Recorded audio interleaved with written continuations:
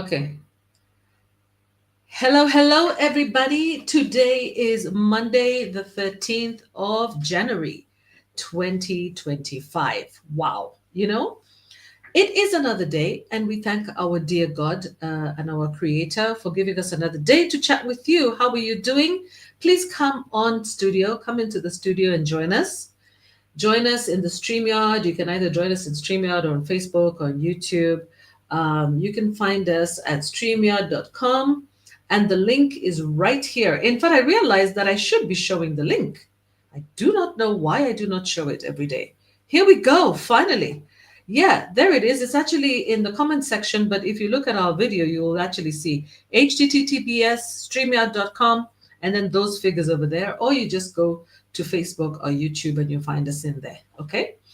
And my YouTube channel is here. It's called African Queen Mo Cardiff, and the Facebook page is called Maureen Wangati Nyagbo.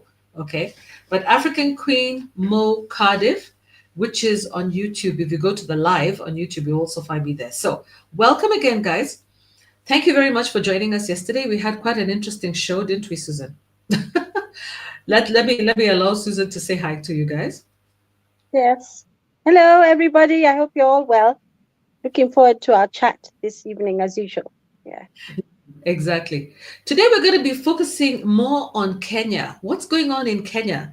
Deliberately we have been, or should I say I have been, let me speak for myself. I've been kind of trying to avoid the subject of politics for a while. I'm sure some of you have noticed, because it's been my pet peeve for a while, because I do like to look and to observe and to listen before I dive into issues to do with politics in Kenya, because as you can see, anybody who's in Kenya understands the terrain.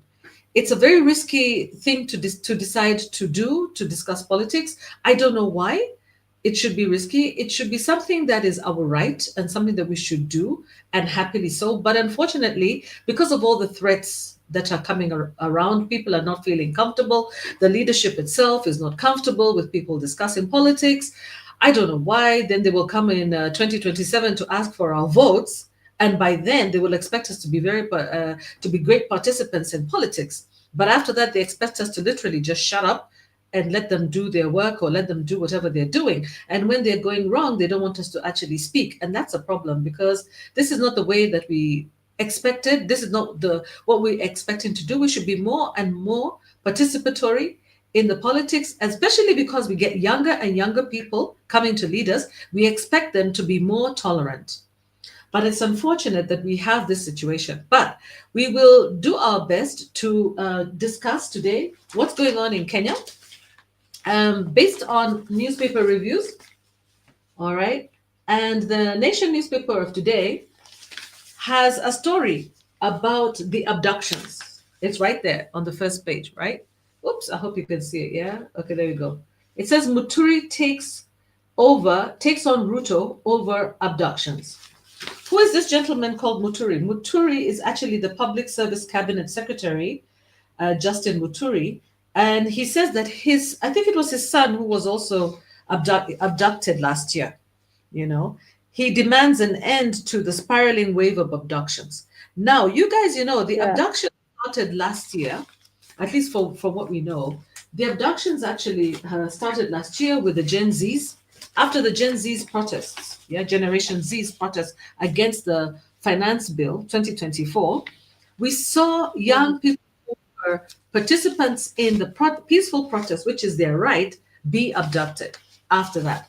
The other newspaper, is the Standard newspaper, also has the same thing, abductions fallout, and it shows the President Ruto there, together with Honorable Morkamen, and I believe the Inspector General of Police, and also this Muturi. And it says Public Service Cabinet Secretary Justin Muturi has broken with tradition to call for a sober debate on abductions.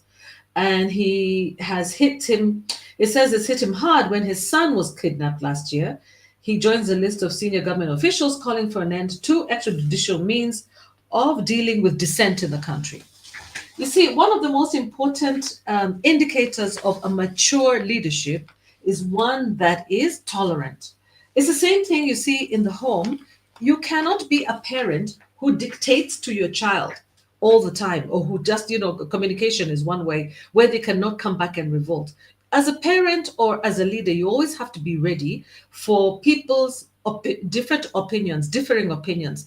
And one has to learn Yeah. the art and the science of negotiation, discussion, and even if people act out and do crazy things like decide, to break something or destroy stuff or even walk out of your house or whatever, still there has to be a way that maybe, for example, you can call other people to come and mediate. Susan is a trained mediator. She can tell us. Susan, in this case of these, the dissent, they call it the dissent of the young people, the Gen Zs and the Kenyans generally against the government. How do you think that the government should actually act? What should they do ideally? What's the situation in your view? I think Rather than I abandoning think people and disappearing. it calls for dialogue, for communication, and Yeah. the government should be listening to learn rather than listening to respond. And so they're not hearing what people are saying, and they're just seeing it as an attack. Whereas some of the ideas that are coming from the type of criticism that's coming is actually quite useful for them. So Mm-hmm. just changing their mindset that it's not an attack, but rather somebody exercising their civil and political rights, and Mm-hmm. somebody who is exercising their constitutional rights and who is trying to participate in the well-being of this nation by giving Mm-hmm. their view. Some of the people giving views are experts, and some are like the young people, the Gen Z protests. Although we can say the Gen Z protests, they started, there was one in 2023. I think this Mm-hmm. is when Muturi's son was abducted. Actually, he was held in Communicado for like 6 months. And he Mm-hmm. said, I listened to his interview, he said, I was in cabinet when this was happening. I was actually sitting in the National Security Council, and I talked to Mm-hmm. everybody, and I couldn't get my son. And eventually, and he said it was a terrible, terrible time for his family. And Mm-hmm. eventually, after 6 months, that's when the young man Mm-hmm. turned up. So Yeah. I think it's about listening to learn, because if you listen to learn, you can learn a lot about what is making people say or do stuff, and and you might Mm-hmm. find there's a lot in common, and there are very simple solutions to some of these things, rather than just blocking communication altogether. That's never a Mm-hmm. good thing. Yeah. Even in your home, even in the classroom, it's never a good thing to block um, Mm-hmm. Mm-hmm. communication. Yeah, Yeah. High-handedness never really works. Corporal punishment also yeah, doesn't work. It doesn't. Yeah, one has to learn how to negotiate, how to talk. In fact, one should be very approachable. The more approachable you are to your citizens, the more that they will like you. In fact, the more that you become popular to them. And the more you laugh off some of these things, the better for you. In fact, in some of these instances, if you have such a big young generation, there's an opportunity to also teach them, to teach them through not punishment, but actually to teach them history, to help them understand where we are and what has brought us to this point, and also to always be very clear about your trajectory going forward, to demand yeah, accountability. Yeah, to be clear with your program. Be clear. Tell us we're going this direction, and these are the steps that we're following, and these are the challenges that we're facing along the road. But we're going to get yeah, there. Just trust me to do it. And then show them. Always go back and show them, look, we came from here, now we're here, and now we're here, and we're still going there. Okay, these are the challenges that we've identified along the way, and this is how we intend to resolve these challenges. And the thing is, with our government, we're very lucky. Kenyan government is very lucky. We have so many young people, very intelligent, highly educated, and at the same time also very exposed to technology. Yeah, very exposed to technology. So, in fact, if you engage the young people to help you lead, I tell you, this country will be so far. Like, one of the ways I can say that the government has managed to do this, for example, was with the immigration, when they decided to ensure that everybody can get a passport quickly. They engaged young people. If you go into the post office now, you'll actually find a section of the post office where they have the IT department. It's run completely by young people. Completely. They're the ones who do all the scanning of your passports, all your documentation, putting it all together. And the efficiency with which they work is really admirable. It's, you can just see the empowerment, the life. You go in there, you're so excited. I was so happy to see all those people, and I wish I had the video next time. Hopefully one day I'll show you. But I did take video of them, because I was really, really super impressed.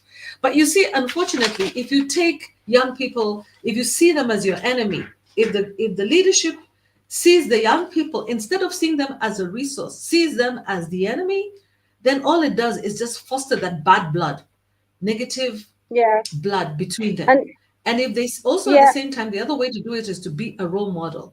Certainly do not be exchanging words like what we've been seeing with Farah Malim the other day, exchanging absolutely intolerable insults in the public. It should be, that is something that the leadership, the overall president of the country should have said, stop. No, and apologize to the women of the nation. The women of Kenya do not need to be your punching bags, leaders. They don't. The women of Kenya are the backbone of this economy. The least that they deserve is respect. If you're not going to help the women of Kenya, at least respect them. Yeah? At least respect them. That's all I have to say. Respect the women of Kenya. Respect the yeah, mothers of Kenya. Because it's really mm, painful when you hear somebody actually, throw insults out in public against women who have nothing to do with the discussion. Nothing to do yeah, with the discussion at all. Yeah, it just shows a sense of immaturity, indiscipline, and complete disdain for the people of Kenya. And it's unfortunate when these leaders are projecting this kind of negativity towards the Kenyan people. All it does is that it just enhances that divide between us and yeah, them. It becomes an us versus them. Isn't it, Susan? yeah. Like the Generation Z, the Generation Z, they like truth. And when they see that you're not keeping your promises and stuff like that, they're very outspoken and they will talk about it. So what we're seeing, actually, I think the world over, there have been Gen Z, uh, you know, coming up and calling the political class to account, and others. And you can't just tell them something, make a promise, and then you don't fulfill it, and they don't say anything. In fact, I think you know, Kenyans, the older Kenyans felt that it's unfortunate, but the young people, the Gen Zs, are the ones who said what others would have said, the older people would have said. The things they're complaining about were things that even the older people were really, really concerned about too. But what I was listening to, I can't remember, it was a discussion in one of these our media houses, and they were saying that every generation there is a group of people who will come out and stand up and say something. They are bold enough to stand up against oppressive treatment by the political class or whatever. And there's always that. So it's like I think in human history, we've always had people who will rise. There's always some people in a generation. So every generation has had those type of movements. Like you said, it's unfortunate that we're so intolerant, and that we're not, embracing the great skills these young people have. In fact, they can fact check as you're talking. They will fact check as you're talking. So if you give wrong information, say about something, a project, they'll fact check. Yeah. And Hmm. as the person is talking, if you read the comment section, they'll say, oh, it's not true.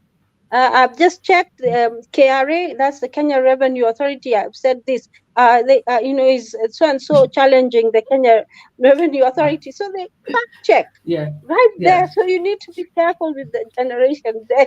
Yeah. Yeah, Yeah. but this revolves. Actually, the I mean, Gen Zs are a huge resource to this country. Huge, huge this. resource. Yeah, In fact, they're such a yeah, huge resource that countries are paying to get young people into their countries. They are paying. In fact, right now, they'll yeah, say, you can even go to the UK right now. Just, and there are some countries, by the way, that are even providing flights, paid flights Yeah. to young people because their populations are growing older and they need young people to pay their social Yeah. securities when they grow older. Yeah. So we don't understand the value of young people. They're super valuable. And also, they're very influential. If you look at this newspaper article over here, don't know if you can see it. Looks like you probably cannot. But basically, what it's saying is, oh, I think I'm covering what should be read over here. I don't know if you can see it. Yeah. But anyway, let me read it to you. It says, will Gen Z persuade African leaders to reject Raila's Africa Union bid? So Kenyan Gen Zs are active on social media. One of the Gen Very. Zs, I believe, yes, he has actually been summoned by the I mean, by in the Netherlands. I believe he has been summoned also in the Netherlands. Why the Netherlands king should not come and visit Kenya? This is the guy who blew the whistle on the Adani deal. He has been invited to the Netherlands, okay, to explain to the Netherlands government why the king should not visit Kenya. Young people could be used to actually go and persuade governments, yeah, to persuade governments to support their government. So instead of using them in a negative manner, they could be used in an opposite direction. So just imagine all these what we call missed opportunities to employ young people's brains and energy and vitality. Another thing that young people have done for Kenya, just as now moving away from abductions here, one of the things that young people have done for Kenya, but which I believe the government is trying to take cognizance, what do we say, take credit for, unfair credit for, is actually promoting Kenya as a tourism destination. How have they been doing that? Young people have been doing that through social media, showing Kenya, showing to eating street food, showing the matatus, showing places you can go and stay, Airbnbs, where to stay, showing walking around with their cameras, chatting, laughing, showing the food, showing the culture. All of this is on TikTok, it's on the social media platforms, and everybody has become interested in Kenya. Suddenly, Kenya is up there on the map. And now the government, instead of recognizing that that is actually a contribution of young people, especially Gen Zs, to the potential for Kenya to earn some money, instead of doing that, they want to take it as their own effort. But I don't really see any effort, because the effort the government should be doing is, government is a facilitator. Government is not the implementer. It should be providing an environment that is safe, free of fear. But if tourists are going to be seeing these kinds of abductions happening, they call them arrests. You can call them whatever they want. If Gen Zs call them abductions, they are abductions. You have to remember that in many of these countries abroad, many of the people who are in power are young people. They're the same Gen Zs and millennials who are in power. They're the decision makers. And so, as much as, you might want to think that you want to isolate your own Gen Zs, it won't work. And this is not, this program is not just about the Gen Zs. This is talking about, like, for example, there's an article over here in the newspaper. It's talking about why millions of Kenyans are struggling to feed their families. Here. Why are Yeah. millions of Kenyans struggling to feed their families? Why is that? Yeah. Okay, the newspaper says, and let me put on my glasses here so you can see. The Central Bank of Kenya is blaming, in fact, that's how it starts. It starts by blaming high food prices on escalating production costs, poor policies, unpredictable weather, and lack of support for farmers. Okay? They also talk about graft. Graft is another word for corruption. Corruption also plays a big role, as funds meant to cushion farmers always end up in the wrong hands. I just saw an article today in the newspaper that talked about the fact that Sony Sugar made a very big Sony Sugar, the sugar company, had a very big profit last year, and those profit proceeds have not been paid to farmers yet. Yeah, so farmers are not benefiting. Many farmers are not benefiting from their work, from their inputs, and therefore Yeah. many millions of Kenyans are struggling to feed their families. Okay, and you see, because Yeah. of what? Yeah, Susan. Yeah. About bonuses, I saw The tea farmers also got a huge bonus. I don't know whether they said it has been paid. I hope it has been received by them. But it's very true that Kenyans are struggling to feed their families. We see, it's like a domino effect. If you don't have enough disposable income because of all the statutory deductions that are there, Mm-hmm. and and your employer is unable to pay you on time or at all, there are Mm-hmm. delays in receipt of wages, the economy is not thriving, then it affects you right at the home. So even the basic necessities are a problem. Things like house rent, is a challenge. For instance, like we talked in a previous show about the effect of how the health sector is really suffering. And they were saying that because of unpaid monies through like they were talking about historical debt from NHIF, which is impacting the functioning of the health facilities. Saying in some of them, especially the level 2 and 3, the nurses they can't pay their rent, and so they're asking for spaces in the hospital to be able to to sleep Mm-hmm. there. So Yeah. more and more people are living below the poverty line because they're not getting paid on time, they're not getting paid enough, uh, and they don't have a sufficient disposable income, which means the Mm-hmm. economy itself is not really is not an optimum space right now. Yeah, And it's not. mm, Yeah. yeah, Go on, Susan. people Yeah, it's need to okay. yeah, people Mm-hmm. need to be working and getting paid. Kenyans are the a working nation. We are hardworking people. And in fact, there's a joke that we are not able to sustain long periods of protests because people Mm-hmm. want to go back to work because they have to feed their families.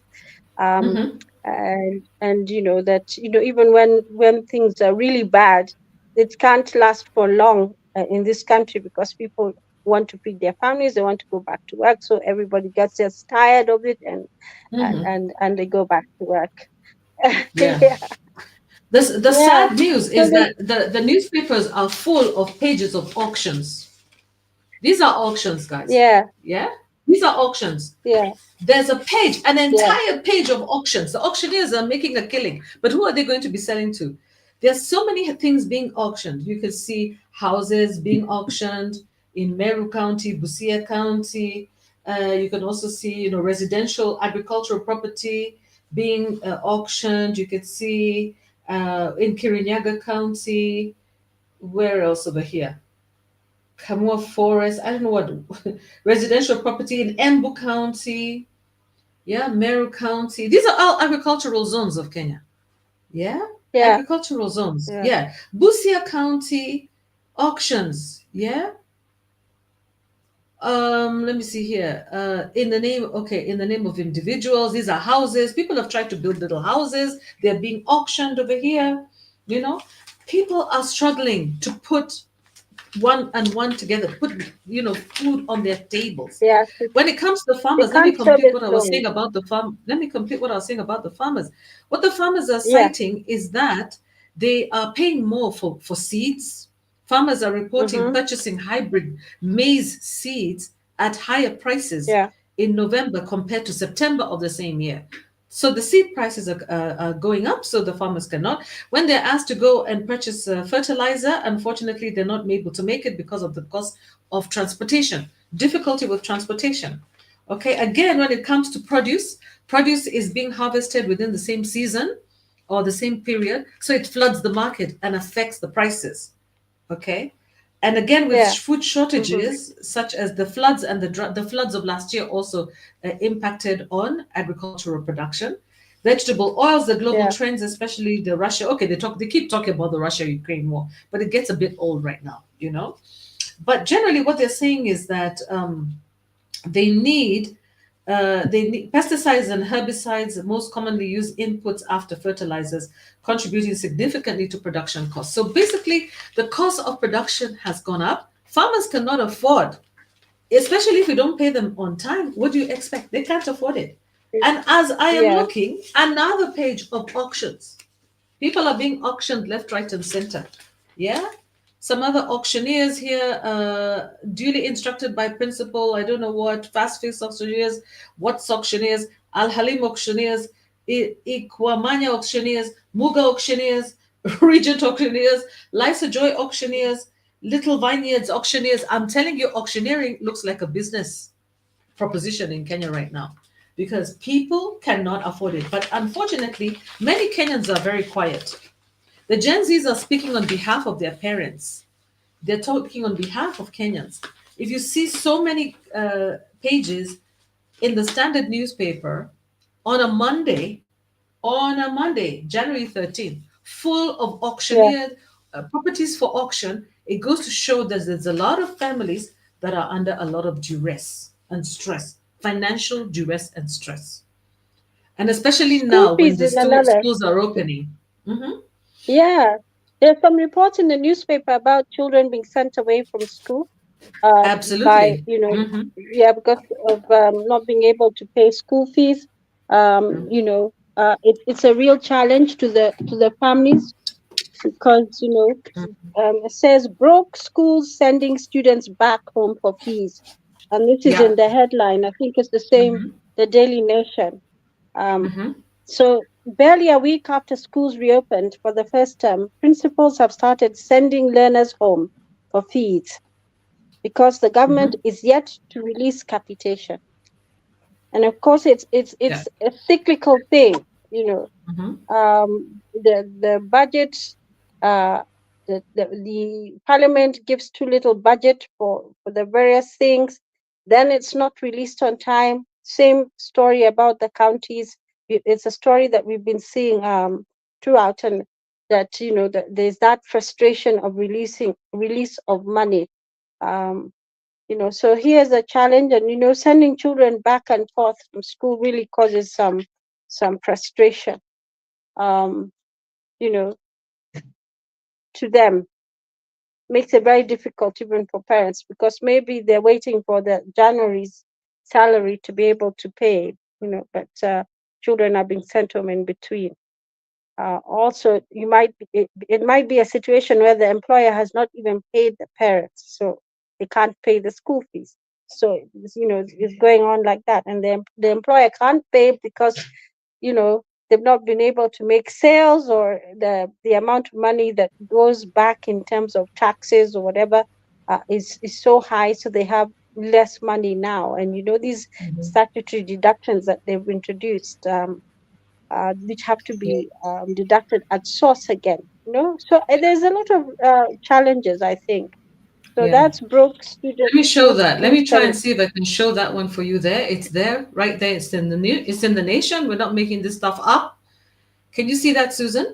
Cash crunch. yeah, Principals sent yeah, students home for fees a week after opening. Barely a week yeah, after school opened the 2025 term. yeah, Sending learners home yeah, due to lack of capitation. So that means yeah, parents are also sending, no, actually, lack of capitation. Capitation means that these are public schools, so the learners are not yeah, expected to actually pay. It's the government that's supposed to be giving the schools this money. Yeah. So children come expecting that the government has actually put the money in the schools, or should I say, they've already capitated the schools, but then they haven't. So they say they have no choice. The principals are saying they're desperate. Yeah. Yeah. Because they're asking, what are those students yeah. They going to started. eat when they come to school? What are they going to eat? How can they keep them safe in school if they can't even employ, workers to look after the kids in the school? Yeah. No, that's Yeah, actually they're saying here we were not given enough capitation last year. There was a deficit of 7,000 per student. You know, yeah, there was a deficit of 7,000 per student. And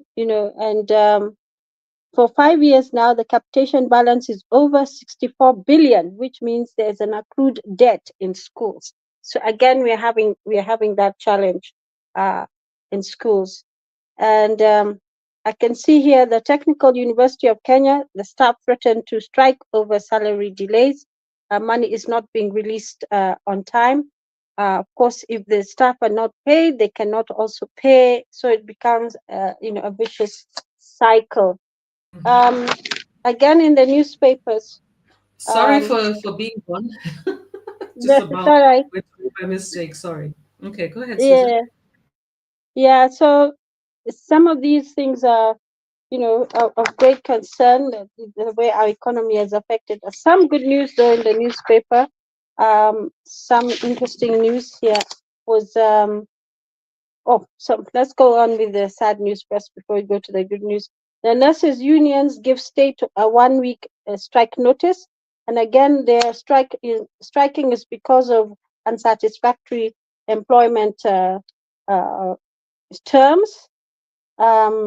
So they said they wanted the government and all stakeholders to move with speed to resolve all the nurses' grievances before January 19th, 2025. They explained that their key grievances they want to address is conversion of the approximately 2,700 universal health coverage nurses recruited in 2020 on contractual terms to permanent terms.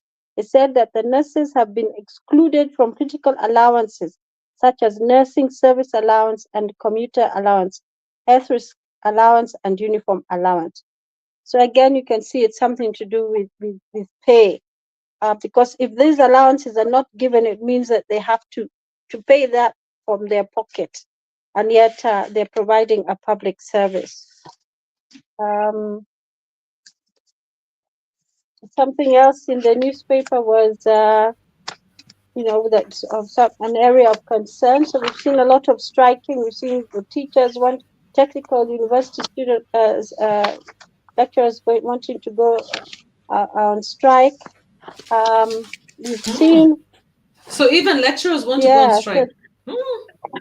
The Technical University of Kenya, they want to go on strike again. Why? Of unpaid dues. So again, people's salaries are being delayed.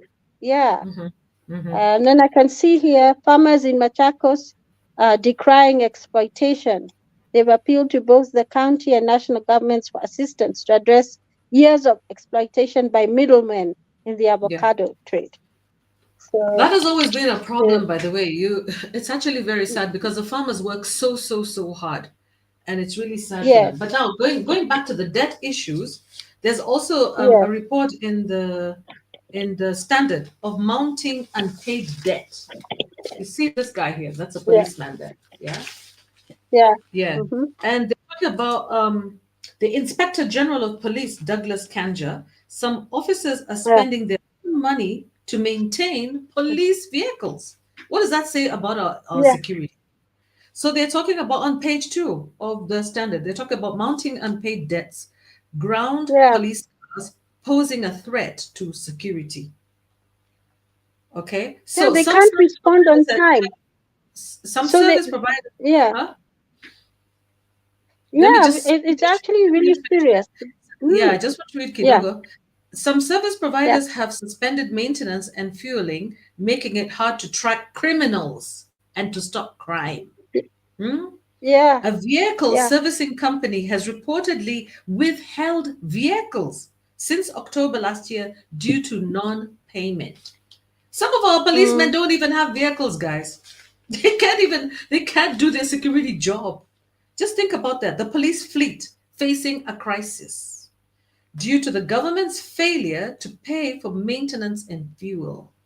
Wow. Now that is serious, guys. That is very, very serious. I do remember Jimmy Wanjigi warning us about this year, 2025, when we can expect to find ourselves in debt distress.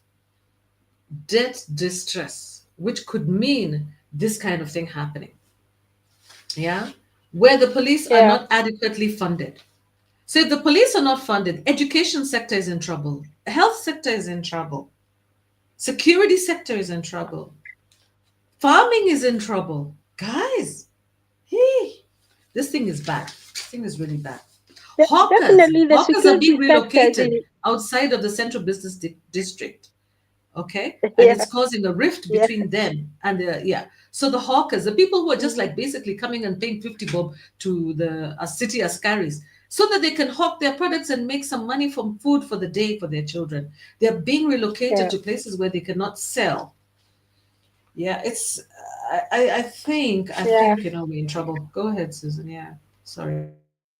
yeah. That's definitely been a complaint of the hawkers that they by the nature of their business they depend on foot traffic, people just walking by. So if you put them in a place where people will not walk by, then they'll end up with no income because they get the people who are leaving work and they can't stop in going to the supermarket or whatever it is, and they're able to just capture that group of people. So it's like it's changing the dynamics of their marketing strategy, or how they sell their things has changes when you put them in a place or a space where they're not getting that foot traffic of people, office workers leaving and going home. So that there needs to be some thought about where they're relocated to, and even some change of behavior in people, diverting perhaps to these areas where they'll find the same hawkers but perhaps in another space. But because of cost, time, at that time you want to shop on your way home. You don't want to be diverted left or right because you have to get the public transport to go home. Yeah, so I think that will always be there will be that tension until those issues are actually addressed, I think. Yeah. And the worst thing about it is when the as they call them, Kajo, the city council, the county, the askaris, the police, county police or city council police, they actually don't, when they arrest them, they chase these fellows, and these guys are really good at gathering their wares in and running away from these fellows. They actually, take their wares as exhibits, and we've witnessed them even eating. If they have food or fruit, you find those as carries the same bag of oranges is what is produced in court. So what happens to the rest You of being it? a And lawyer have seen many. You have seen things. Ati what? yeah, So they arrest yeah. a hawker with a full bag of oranges, and by the time it's in court, it's at a quarter because it's probably being No, sold what by it is, those. it's Hey, a line huh? of them, with a line of them, with Uh-huh. some have oranges, some have what, and some have this, but they'll produce the same exhibits.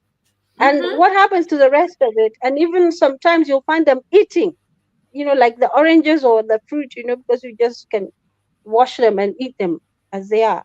You find them Mm-hmm. eating them, so it's quite unfortunate. That's a great loss to them. So being a hawker is an extremely high risk business because you have to be able to sense danger and take off with all your wares, leaping over, all types of barricades to get away from them. Yeah. You keep saying, how Actually, come in the these guys have not newspaper, been recruited? yeah, Mm-hmm. on the issue of hawking, in the hawking ban, talking about the hawking ban, there's this question Yeah, that has been asked here in the newspaper. Okay, do you yeah, support hawking? Some people say yes, and some people say no. And what are their reasons for yeah, yes and no? The reasons are one, yes, I support it. I support the ban. This is a businessman. He supports the ban. Why? Because he believes that the decision by the governor is good as it will restore order in Nairobi. As a country, we must embrace actions that benefit all of us in the long run. Okay, so he's a businessman. He believes that it will restore some order and the greater good must prevail. Now, the person who does not support that hawking ban is saying, her name is Rose and she's a journalist, and she's saying that Kenyans are going through hard times. I'm totally against Governor Sakaja's ban on hawking in the selected city streets, as well as his order for the arrest of those hawking along the prohibited streets. Although it sounds like an effort to restore order in Nairobi's central business district, Kenyans are going through tough economic times, and so it's not the right time to ban hawking. Soon we will start seeing enforcement officers throwing down crates of eggs and heat and beating up mothers with babies strapped on their backs in the name of cleaning up the city. That's her Yeah, worry. Yeah. yeah.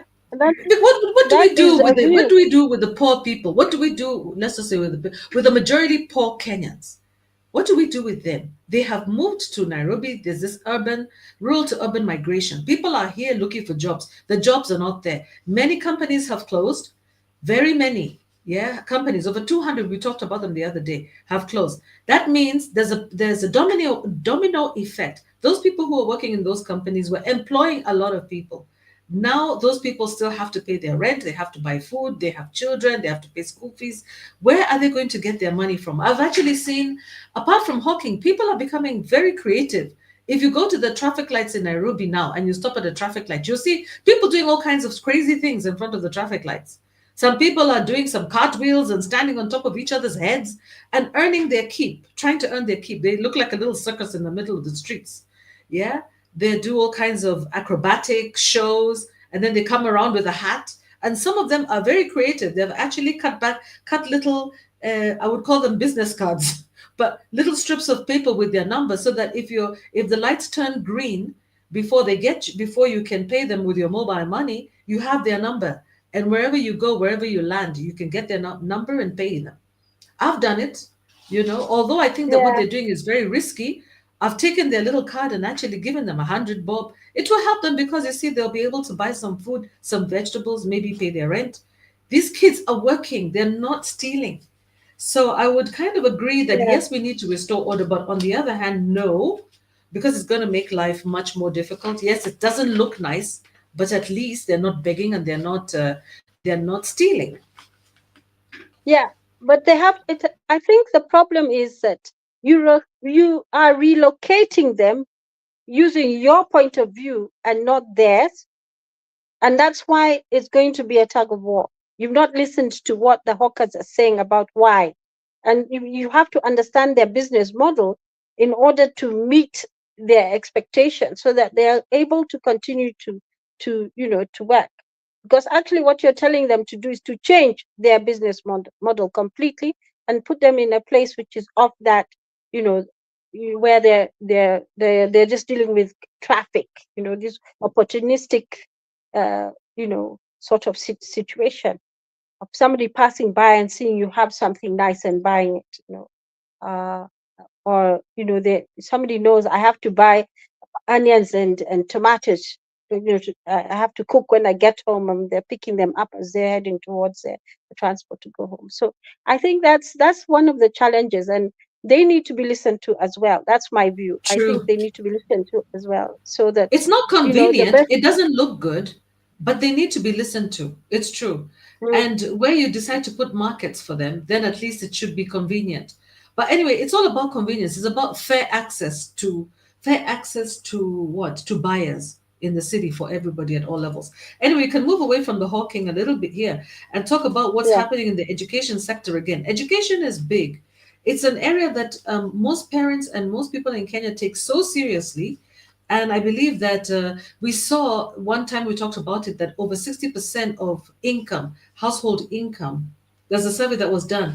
Over 60% of household income goes to education. Did you know that, guys? yeah, People who have yeah, children spend more than half their monthly income on education. So it's important to talk about education. So in Kenya, currently the boys are facing barriers to education and resulting in high dropout rates.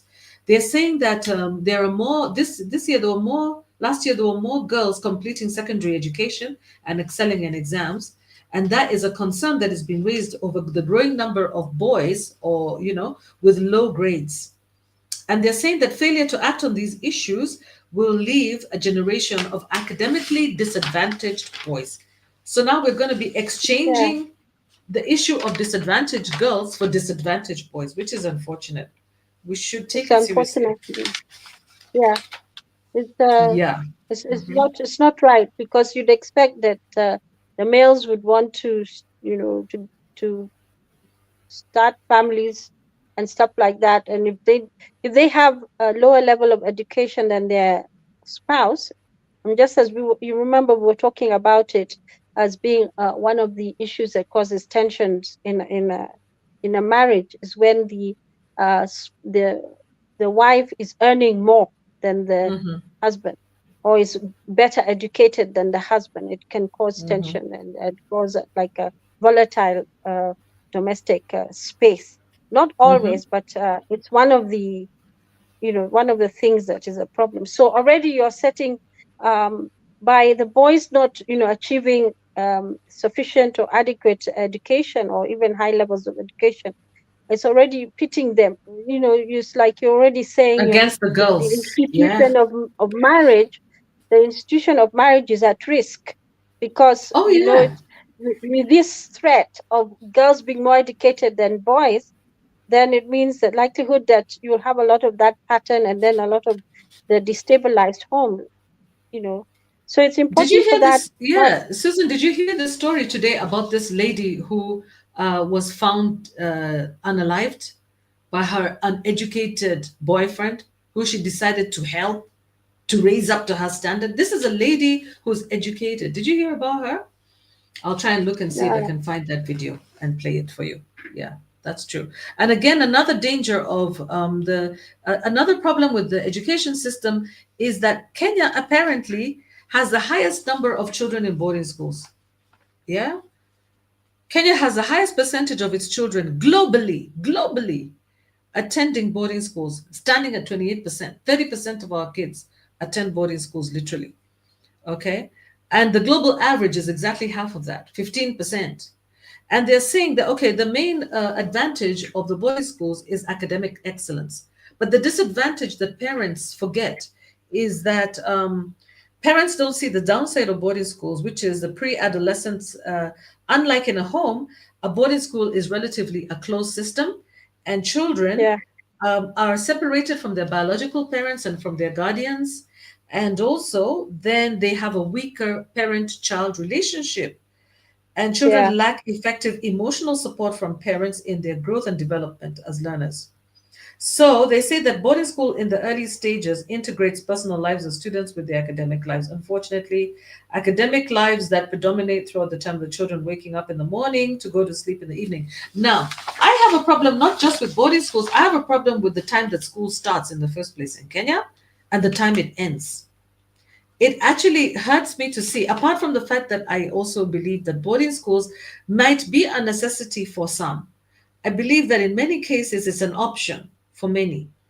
And because of the time that the school calendar and the school schedule makes it very child unfriendly. So children have to wake up so early at 5 or 4 in the morning, either to catch their school buses or to walk to school. It actually exposes them to dangers on the road. We've heard so many stories of children being abducted and unalived.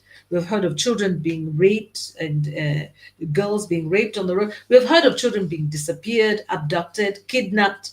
We've heard so many things, but we do nothing about it. We still see, we as adults find it difficult to wake up in the morning and go to work by 8 o'clock. But we expect our mm, children to be in school at 7, seated and doing some work, and leave school at 5 or 6 p.m. and come home after we do. That is completely, actually, that's violence against children. It's violent behavior. And when this article talks about the fact that the downside of the boarding school is a pre-adolescent is the fact that children become alienated from their parents, it's very evident when you see the cyberbullying and when you hear the kinds of attacks that you hear from people like Farah Malam, where they have no problem abusing women, abusing mothers. You know, those of us who were brought up in schools where we never had to go to boarding schools, we were taught how to relate to our parents, and we would never dare use such words against our parents.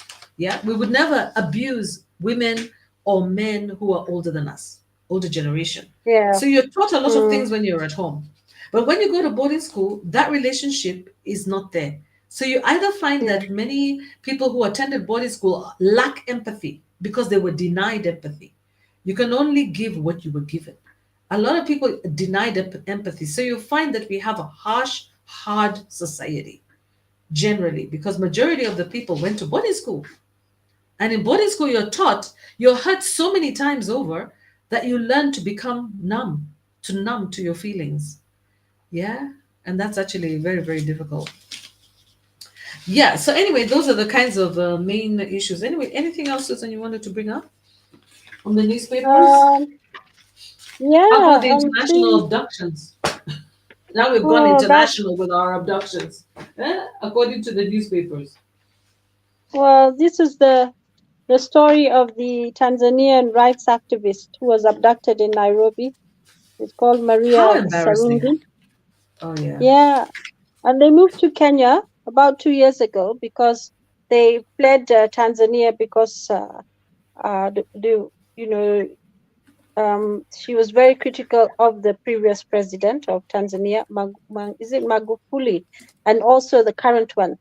And so the feeling is that this was a state-managed thing, um, and we've seen Besigye of Uganda also suffering the same fate of being abducted.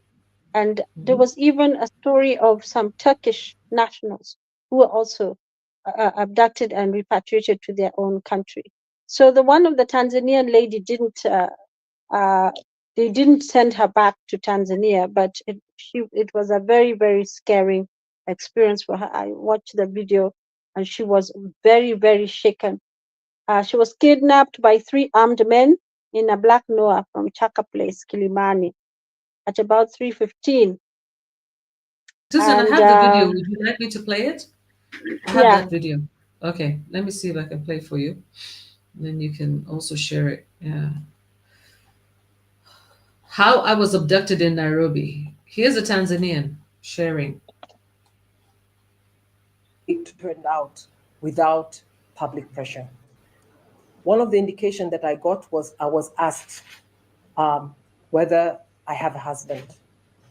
So I immediately knew that there was something that relating to my husband that they suddenly are interested. The other question that I got was, what do I do exactly? But every time I wouldn't answer, I would tell them that when you abducted me, what information do you have about me? And they really didn't like the word abduct. So they kept telling me, we did not abduct you. And I said, what you're doing is abduction. I didn't get to see their faces. There's one of them, I know that when they were taking me, I looked into his face, but he was wearing a mask and a cap. I saw only his eyes. The others I didn't see. But I think my sense tells me that they were younger based on the voice and the way they're young, the ones behind, and the ones in front, unfortunately, I've not been able to interact with. I would really like to take this opportunity to thank people. And as I said, primarily, I would like to thank you, international media, but I also like to thank individuals in Tanzania and in Kenya who have spoken up. I've not been able to see everything. I just was briefed. I'm aware that people like Godbless Lema and Tundu Lissu and Mnyika, some of the politicians in Tanzania, have spoken up. I'm also aware that there have been a number of individuals who have done a lot of activism in terms of calling people. But I also want to thank a lot the government, and the embassies of the EU delegation and the US. And of course, I would like to thank all the human rights associations in Kenya, including Amnesty International, Amnesty Kenya, Law Society of Kenya, Defenders Coalition. Sorry, I have a list. Okay. yeah, So you get the gist, guys. You get the gist. Woo. yeah. She was very distraught. I mean, you're seeing her when she settled a bit. Uh, I saw the video soon after she was rescued. She was very distraught. Her husband too. He was very, very, very distraught. Actually, for what he said is that she did not come back um, she had gone to the hairdresser and she didn't come back when he expected her to be back. So actually, I'm not sure whether it's her husband, but it was a gentleman who was talking. He said she had gone to the hairdresser and he expected her to come back. And when she didn't come back. He thought it was strange. He tried to call her several times. The phone was not being picked up. It was like sounding out Mteja, out of reach. And he decided to go to where he was having her hair done. And then that's where he was told that she was abducted around 3:15 in a black Noah. And he was looking he was really, really emotionally distraught by the whole experience. So it's an experience that is very tough, when you have a loved one who's missing and you really don't know what is happening, especially in these times. One of the big concerns about the abduction also is the range of people, and in fact, mostly that many of them are very young people, so they haven't really lived their lives, and it's a very, very scary experience. Actually, they're saying it's not abduction, but what is it? Because they don't even charge them. For instance, Muturi said that his son, after 6 months of confinement, of being out of the reach of his parents, he was not charged.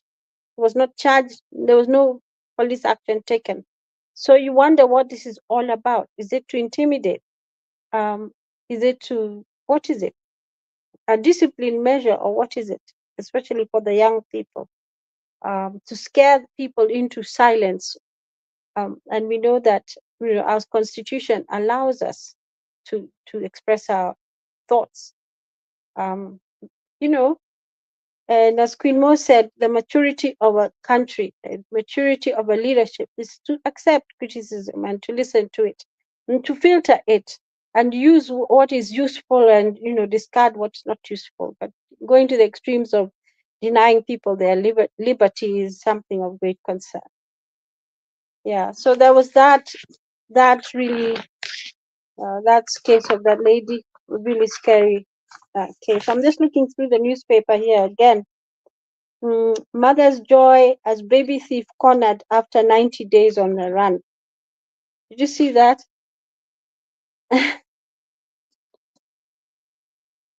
After 3 months of agony, a Nakuru woman has finally been reunited with her baby, who went missing after she was Oh, stolen by a yes. stranger. Yeah, Yeah, yeah, yeah. Why are people abducting even babies? Ish, But this is something that has been going on in our society, unfortunately, for some time, yeah.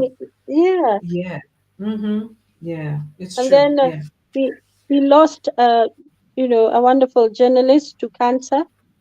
Oh, yes. Rasna Rasna Wara, Wara. it's in the newspaper. Mm-hmm. Yeah, Mm-hmm. and Mm-hmm. her story is here.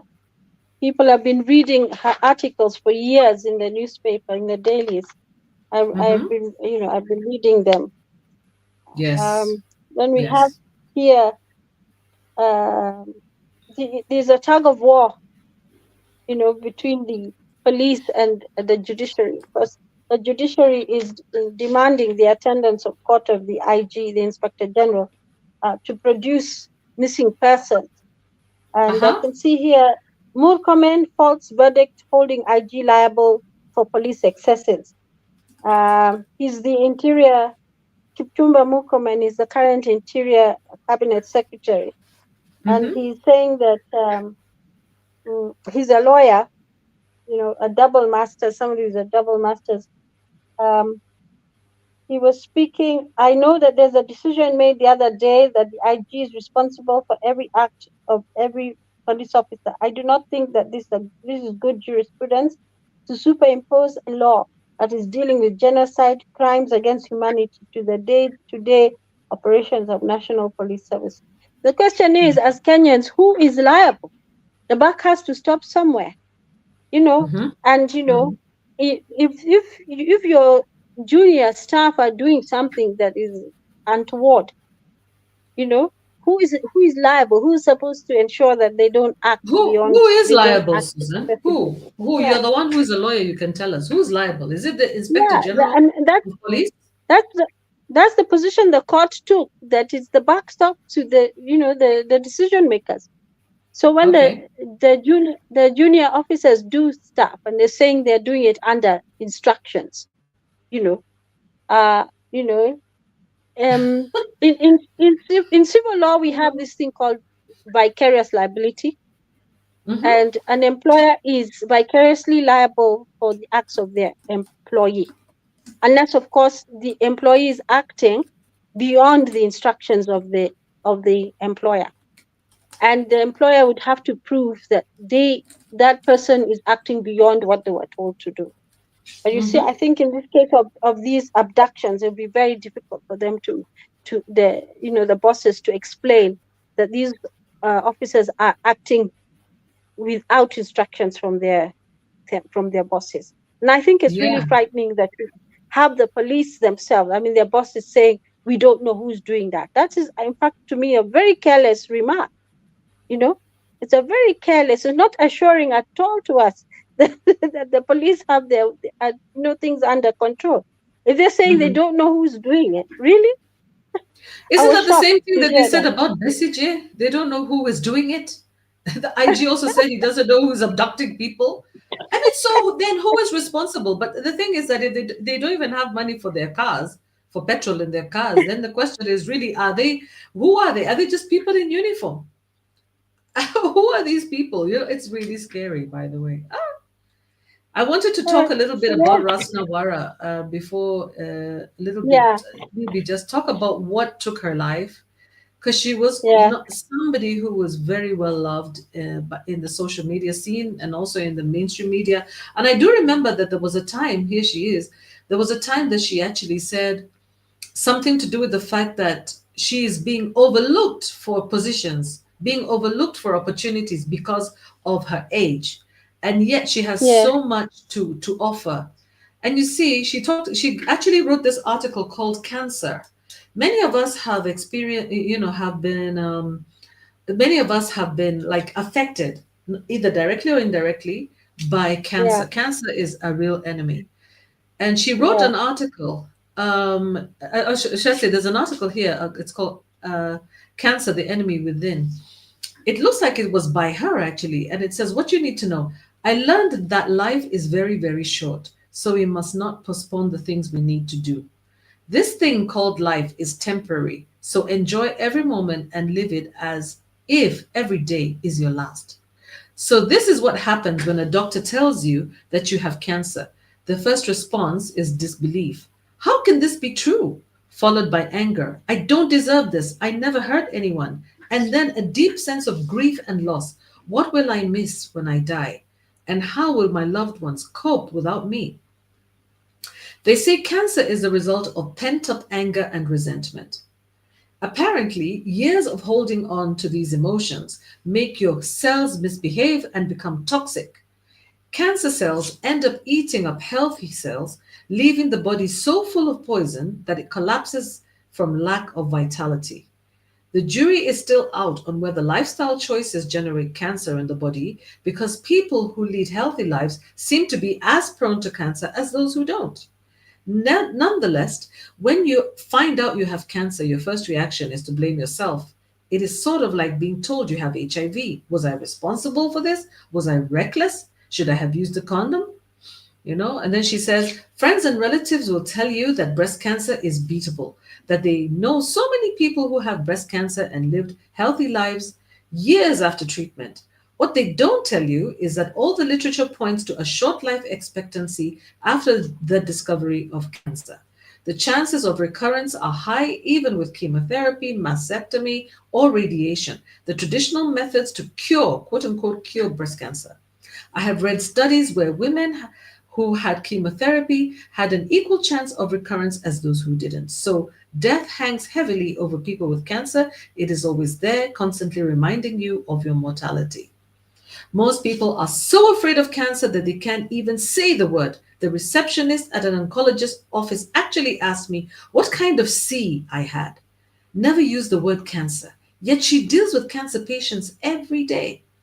Another oncologist I consulted couldn't even make eye contact with me and rushed me through a diagnosis I couldn't understand, perhaps believing that my cancer was contagious.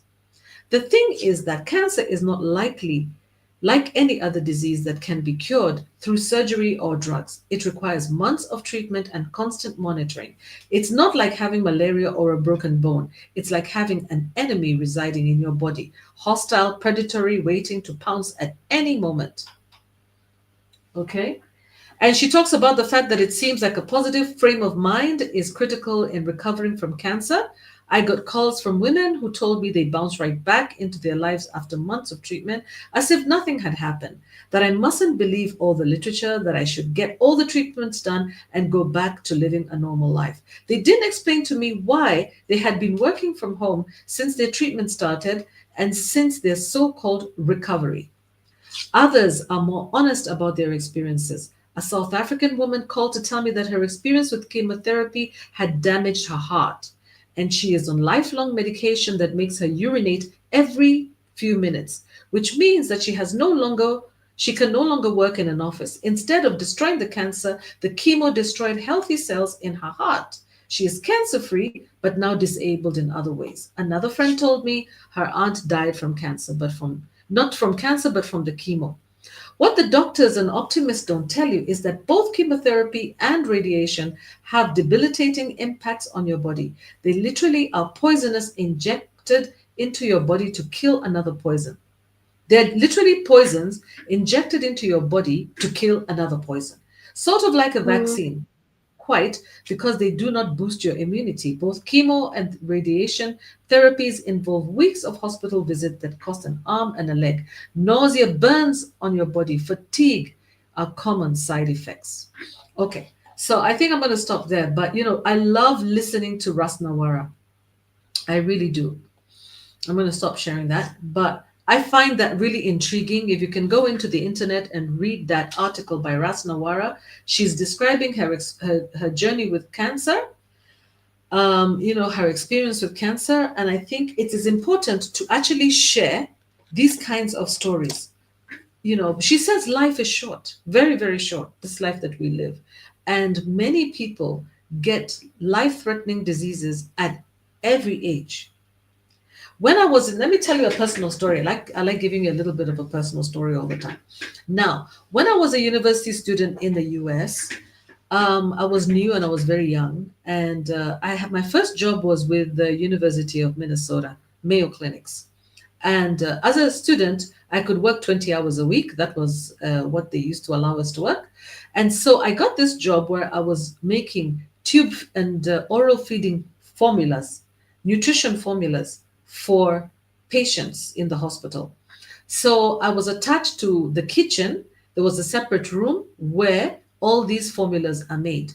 They're made for oral and tube feeding. And that is where I learned how to constitute and how to read recipes from dietitians, because diet is so important. Read recipes from dietitians and constitute various types of powdered food in powdered form. If you guys have heard of things like Isomil, Ensure, those are the kinds of powders that I use to constitute according to the the recipes I found there. So part of my responsibility, apart from constituting those foods, oral and tube feeding formulas, is that I had to deliver them on the floors. Some of those floors were oncology floors. They're floors where you find children with cancer, yeah, adults with cancer, and others who have all kinds of different debilitating diseases where they cannot eat. Yeah, everything has to be tube or oral feeding. And this is what my first time when I was exposed in my early 20s to the fact that the cancer affects people of all ages, little tiny children, tiny kids, a little tiny thing, yeah, to the oldest, yeah, person. So all ages, a little child, older one, teenager, adult, old person, and everybody requires support. So what I wanted to say is that feeding is important, but what is important to know is that life is not guaranteed. It's not guaranteed. The fact that we have this kind of attitude, especially as Kenyans, and we're talking to Kenyans here right now. Kenyans believe that when you're young, you have all your life ahead of you. Yes, ideally, that would be the ideal case. But the fact is that cancer can strike, or any disease can strike at any time. and you can find yourself in hospital, just visit any hospital now. Let us not take our health for granted. So let us also control how we operate in this world, because nobody knows how long their journey is. Yeah. So it's really touched me that Rasna left us. And I know so many people, I'm sure many of you guys know many people, many of you have been affected by cancer, a horrible, horrible thing. And it takes life very, very fast. And sometimes it doesn't. If you're lucky, then you're lucky and you can actually keep it at bay for some time. So I just want to wish anybody who is also suffering from cancer, or has a relative or a family member who is suffering from cancer, or friend, I wish them a quick recovery, and also positive vibes, positive vibration. Yeah, Yeah. One, Susan? yeah, just some background. I'm just looking at the article in the newspaper, and it was published posthumously um, after her death, and but it was first published in The Elephant on October 28, 2022. Rasna Wara, a former Daily Nation columnist who breathed her last on January 11th, 2025, was a Kenyan writer and journalist. In a previous incarnation, she was an editor at the United Nations Human Settlements Program, UN Habitat. She has also published 2 books on Somalia, War Crimes, 2014, and Mogadishu Then and Now, 2012. And something that she has said here is that the reason I am writing this article is that I have learned wonderful things about myself and other people. One of the things I have learned is that people can be kind and generous when they know you are in pain. People I don't even know and have never met have sent me good wishes, prayers, and even money for my treatment. Friends and family have sent food and offered accommodation. An Indian friend called to say that if I opted to go to India for treatment, I could stay in his home for as long as I needed. These generous and kind offers have literally brought tears to my eyes. What I also learned is that my life's work has not been a waste, and that my readers love and admire me for my writing. I didn't realize I had inspired so many people, not just in Kenya, but around the world. Through words I have penned. That is really important. That is a really important thing for me to know and to hold on to right now, to realize that I had a gift that I used well and which helped others, and to know that when I go, my writing will live on. Wow, how touching. I used to love her articles. She was such a fabulous writer. And I'm so glad Yeah, that she penned all this stuff down. You guys, one of the things we should yeah, also learn from Rasna Wara is to actually pen down our thoughts, to participate, pen down our thoughts, or, put it in a YouTube channel. One day, these things, will outlive us. And one day, when people want to get to know who was African Queen Mo, who was Susan, the lawyer, who was she? What was she thinking like? We're here, we are here. You can find us here. And I believe that we are energy. And even if she's gone, and she wrote this posthumously, I mean, it was published posthumously, even if she's gone, she will live on in terms of, her influence.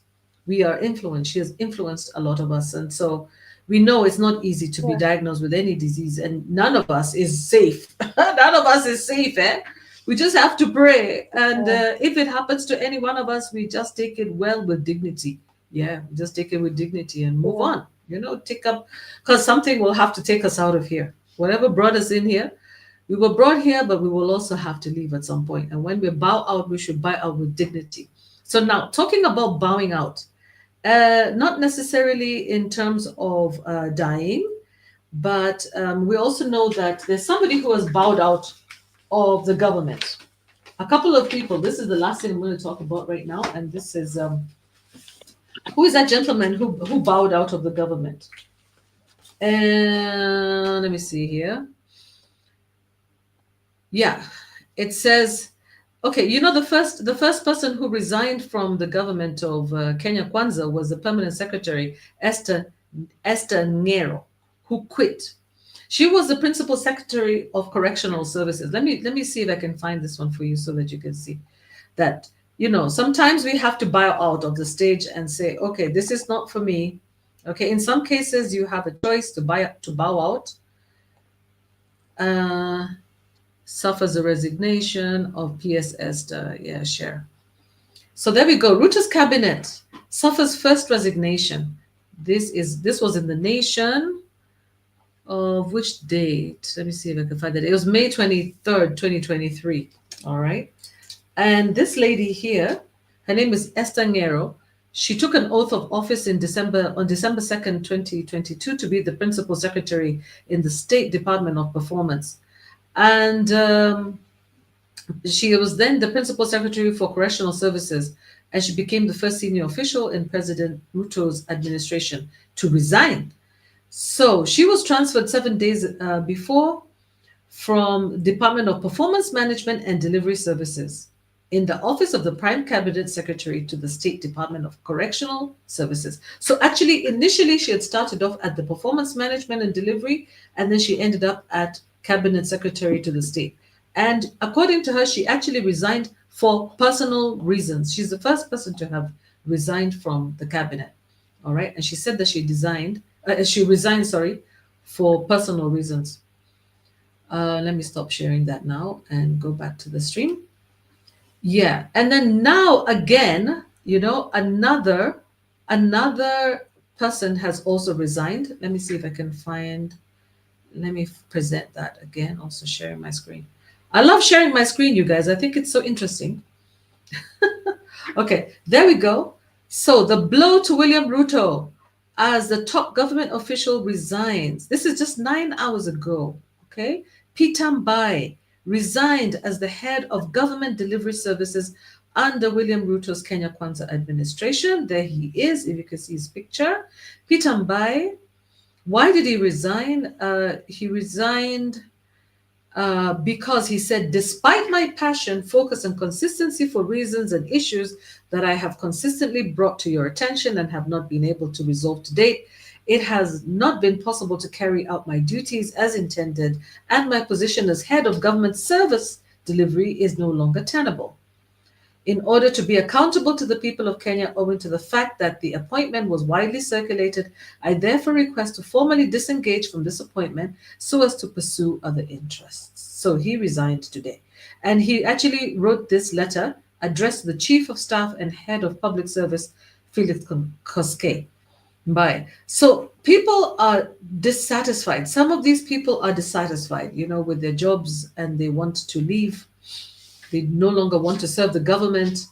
And anybody who has had any experience with resigning from a job, it's a painful thing to do, because most likely the reason you're resigning from a job is, unless maybe you're getting a better job, if you have to resign from a job, it's usually because you haven't been able to achieve what you wanted to with that job, or it actually didn't live up to expectations. So at the moment, we're seeing a spate of resignations, by the way. The IG of police also resigned, isn't it? The Inspector General of Police also resigned. Was it the police Inspector General? At some point, he was forced to resign, though, that one, because of the Gen Zs. there was a time that the one before Kanja. Yes, exactly. He was forced to resign. Yes, exactly. Mm-hmm. So all we can say is that it's better to resign and go your way. Go your way. If it's not working for you, just go your way. Because if it's possible to resign, I think I would also, if I'm not able to meet my objectives. Because it would also cost you, it can be also stressful and become very difficult for you, and it can be a risk to your life if you continue working a job that is so high stress. If you're not able to, get along with people, it might not be a good fit for you. Yeah. So I think on that note, guys, we're going to have to say goodbye. And Susan, do you have any last words? We didn't cover every single thing, but I wanted to welcome Fena Mwangi Jr. to our show. Thank you so much, Fena Mwangi, for listening. And for those people who have been dropping in and out, listening, I've been seeing you there. I can see the eye. People are watching sometimes. And I really appreciate you guys being on here. Thank you for tuning in. Next time, just share your thoughts with us. You can actually type them in the live stream. You can actually state something. If you have an opinion about what we say, don't worry. Just feel free to share. We are on here on Mondays, Wednesdays, and Fridays, and who knows, maybe we will do Sundays as well. Okay, on mental health issues. And we'll see you again on Wednesday evening. Watch out for us. Watch out for the notification. And yeah, thank you so much for joining us, Susan.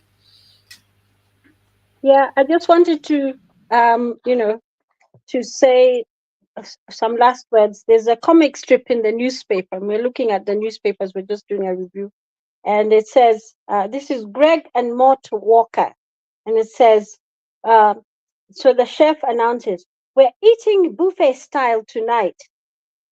Help yourself." And then one of the brothers says, "What is it?" And then the other one says, "Yak, ag, bliag, hop and up."